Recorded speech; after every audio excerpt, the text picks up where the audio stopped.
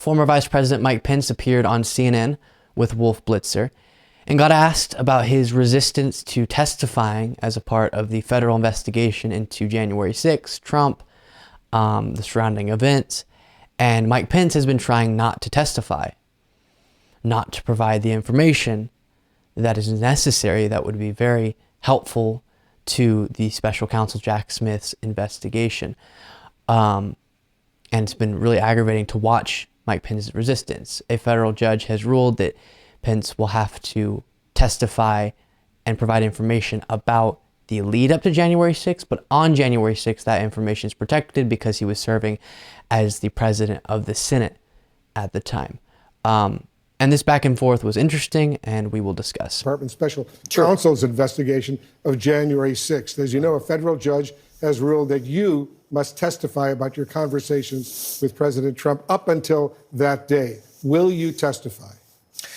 Well, obviously, I can't talk about it much, given the nature of the grand jury proceedings. But what I can say is that I'm very pleased that a federal judge, for the very first time, recognized that the Constitution's speech and debate protections apply to the Vice President of the United States when you're serving as President of the Senate. That was the core of my concern about the subpoena being brought. I'm meeting tomorrow with our attorneys to review that decision. We'll make a decision in the coming days. But, I have nothing.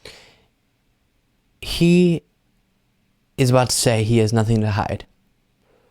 Wolf Blitzer will ask an obvious follow-up question. But the fact, as I recently wrote on Twitter, you can find me on Twitter at Luke P. Beasley, the fact that Mike Pence avoided testifying is shameful. He should have volunteered his testimony so that we can get to the bottom of and hold the proper people accountable for, including Trump, the events surrounding January 6th and January 6th and Trump's attempts to overturn the election, all of that. Mike Pence should absolutely provide his testimony to any necessary entity to get to the bottom of all of it. But, I have nothing to hide, Wolf. So if you have nothing to hide, why not testify? Well, look, I'm going to obey the law. And I've been speaking very openly and written very extensively about the events leading up to January 6th and on January 6th, and will continue to. And as I said, we're going to review that decision. We'll have, we'll make a judgment about the best way forward. But I really am very pleased that the federal judge agreed with our position and recognized that the Constitution, speech and debate protections apply to the Vice President. You don't have to testify about what happened on January 6th when you were serving, according to the Constitution. The Vice President is also President of the U.S. Senate. But you have to testify on the conversations you had with Trump leading up to January 6th. Well, that's what we're going to be reviewing tomorrow. And again, I can't get in detail about the judge's what is your instinct opinion. What do you think you should do? You're good at this, Wolf. I know you're driving for an answer. We're going to have an answer in the next several days about the best way forward. And that they'll have an answer. And then later he gets asked that and says that he will be considering and may appeal the federal judge's ruling, meaning further resist testifying. Just provide the information you know. Don't even try to have your role as president of the Senate at the time. Don't even have that as a protection against you having test. Just go volunteer your information. Why wouldn't you want accountability for what happened on January 6th and a plot that you were in the center of that luckily you rejected, but the plan was in part around you, at least for January 6th, that Trump had concocted with his allies to subvert the will of the people, install him as president.